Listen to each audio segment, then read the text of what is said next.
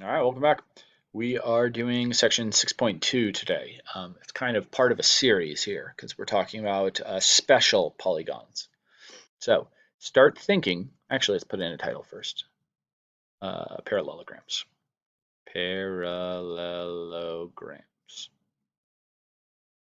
All right, now the thinking part says, what is a parallelogram? What are some things we are able to do with parallel lines intersected by a transversal? All right. So a parallelogram is going to be a quadrilateral, so a four-sided figure with two pairs of parallel sides. So the classic parallelogram would be something like this, where you know that's parallel to that, and these ones are parallel. But another example of a figure that's a parallelogram is just a rectangle. Rectangle is a parallelogram. Another one would be just a square. Square is also a parallelogram. Something that would not be a parallelogram would be a trapezoid, because it only has one pair of parallel sides. The other ones are not parallel, so that one is not a parallelogram, right? Now, in math, you're always trying to look 2 steps ahead to figure out where is this going to go, and that's where this comes in. It says, well, what are some things that we were able to do with parallel lines and transversals? Well, if we looked into our geometry toolbox, it would say if you have parallel lines, then you know SSIA are supplementary, and you know corresponding angles, alternate interior angles, and alternate exterior angles are all going to be congruent. So we would be able to use these if we had parallel lines. Since a parallelogram has parallel lines in it, or line segments, then you know you would be able to use all of those things, meaning I can embed those type of problems in, right? Anything having to do with parallel lines. Somehow I could go over and put in transitive property of parallel lines. But just keep your eyes out, knowing that these type of things are probably going to show up somewhere in here. Now we're going to go over and look at some different theorems, and these are talking about the characteristics of parallelograms. Okay, so right now, if we wanted to look at this, it says the consecutive angles of parallelograms are going to be what? So if you looked at this angle and we wanted to know what was true about them, if we extend out these sides and we put this in, those are same side interior angles. What do we know about same side interior angles? They are sup. And since these are parallel, this could also be a transversal, and then that angle and this angle would be SSIA, and they're also sup. So we know that any consecutive, meaning one after the other, angles of a parallelogram will be sup. So if you knew this was 40 degrees, you could find out what that one was, you could find out what this one was, and then technically you could find out what that one was as well by working your way around. Told you guys that we're not going to be doing proofs just for fun anymore, but we will be using proofs to justify some things. So if we wanted to do a proof for this, we said A, B, C, D, and we knew this was a parallelogram, and we wanted to write a 2-column proof to show that A and B are supplementary and A and C are supplementary. I guess C should go over here then, and that's where D goes. Then let's go ahead and do this. So the given is figure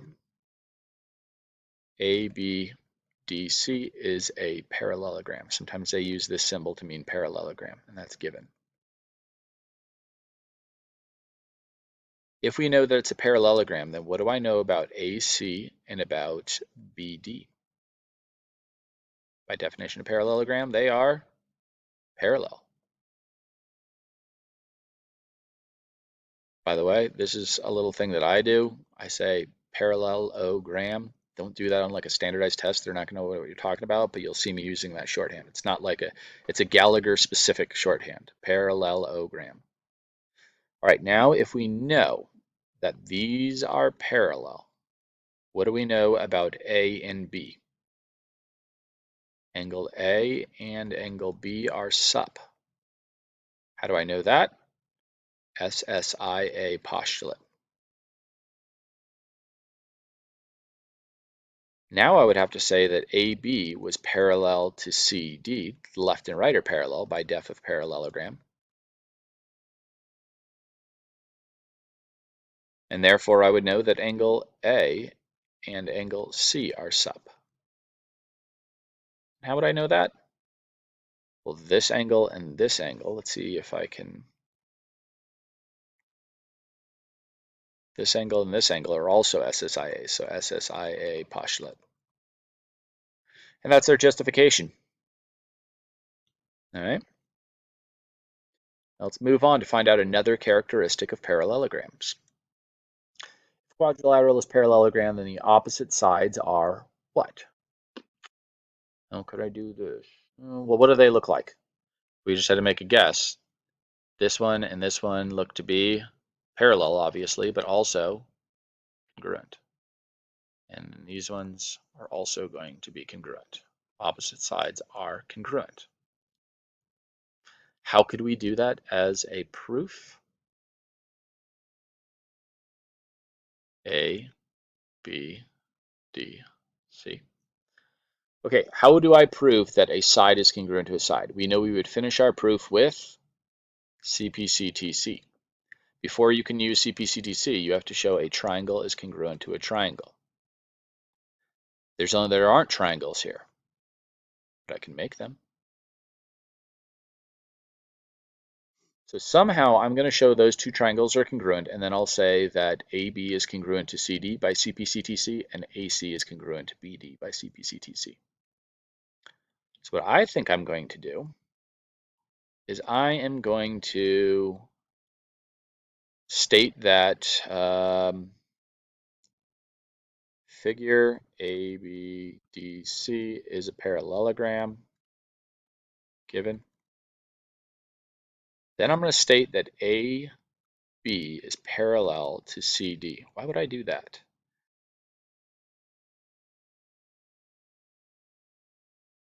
That's going to make it so that I can say that that angle is congruent to that angle.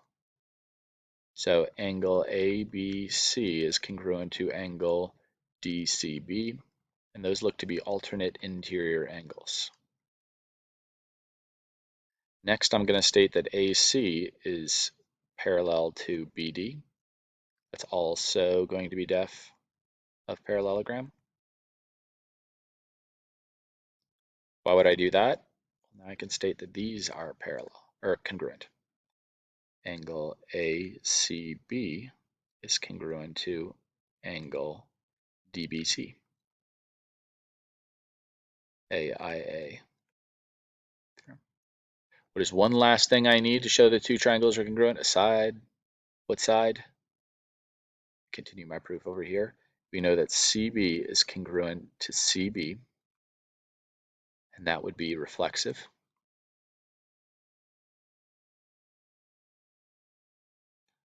Therefore, the triangles, triangle ABC, would be congruent to triangle ABC, it would be DCB,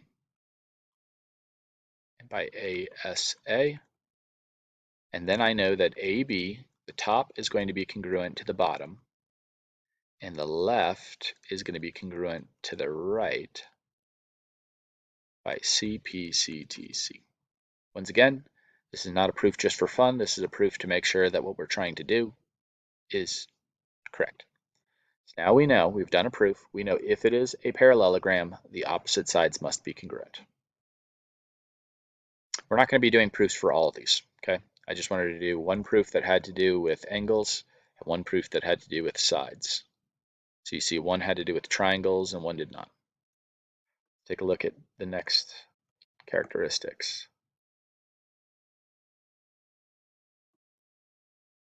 Okay, next one says if the figure is parallelogram, then the opposite angles are. What do the opposite angles look like they are? Congruent. It's another characteristic we're going to use. Congruent. Now I'm not going to go over and do full proofs. I'm just going to talk about what we would have done. If we had this parallelogram and I made it into two triangles, we know we can show those two triangles are congruent. If the triangles were congruent, then that angle would be congruent to that by CPCTC. Then what I would do is do another proof where I made the triangles like this. We know we can prove those triangles are congruent. We just did it by ASA. So the triangles would be congruent. Therefore, this angle would be congruent to that angle by CPCTC. How do I know the triangles are congruent? Well, we can go back to this proof we just did, and we know that we're able to prove the triangles are congruent by ASA. All right.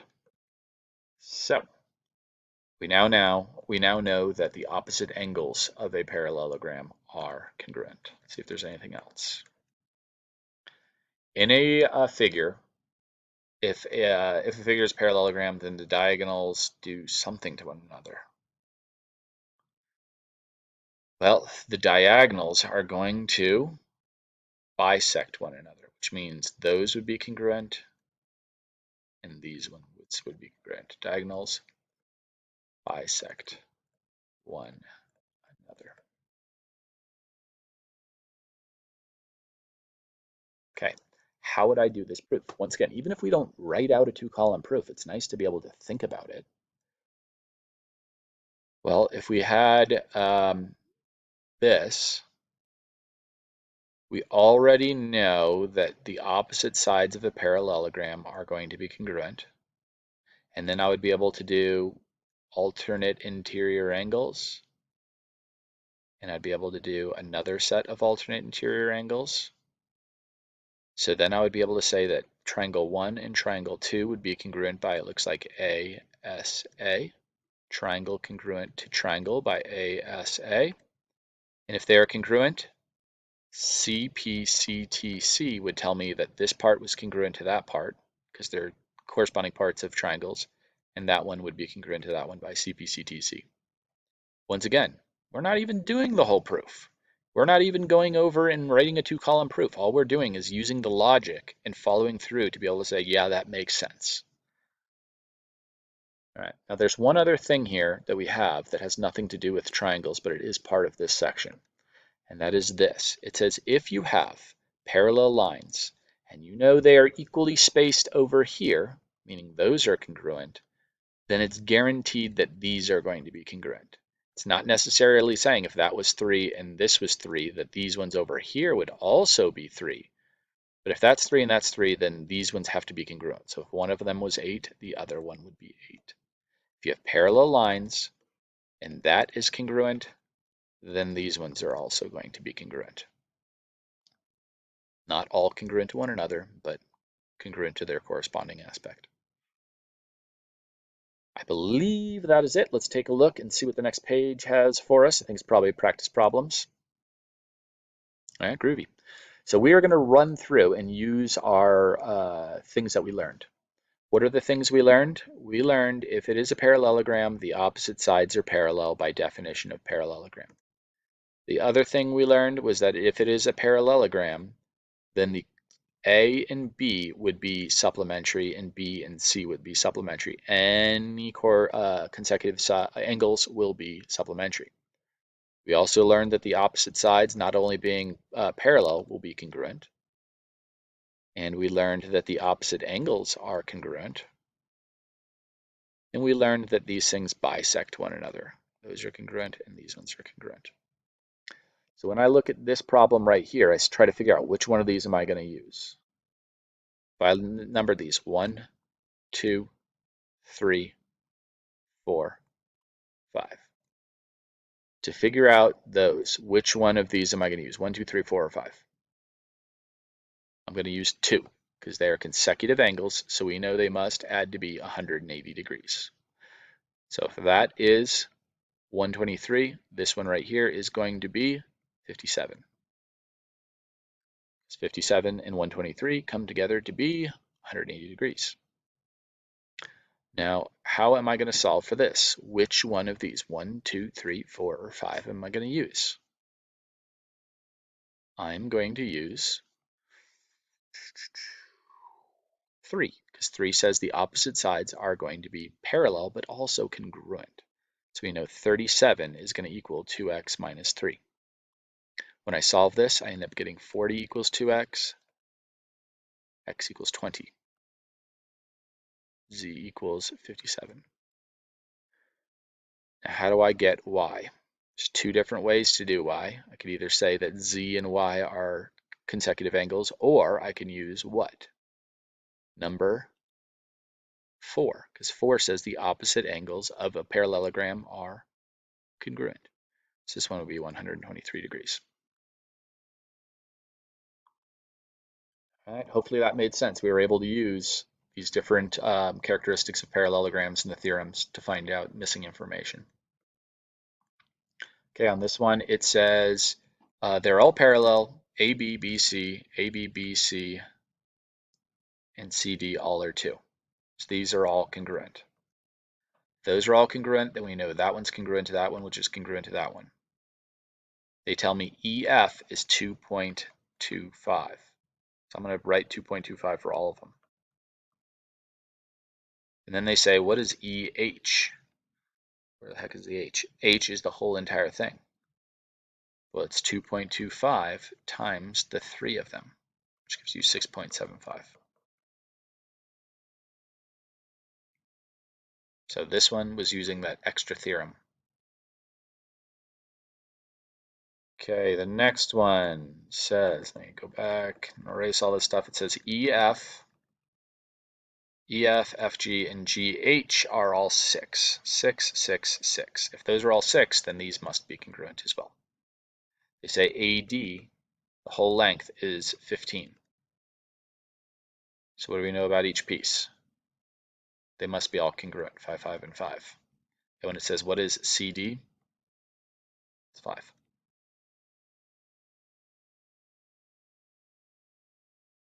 Okay. Now, this right here, which one of our theorems are we going to use? Let's look back up there. Is that going to use 1, 2, 3, 4, or 5? It's going to use 5. 5 says that the diagonals bisect one another, which means this one must be congruent to that one. It says that AD is 24. It says solve for y. Solve for x.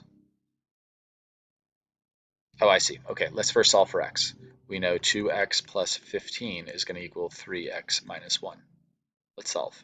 Minus 2x gives me 15 equals 1x minus 1 plus 1 plus 1.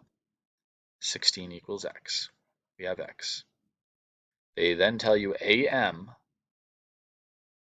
is 3y plus 3. And they tell you that AD, the whole entire length, is going to be 24. Therefore, what's that going to be? Half of 24, which is 12. So we can say 3y plus 3 equals 12. 9 equals 3y. Y equals 3.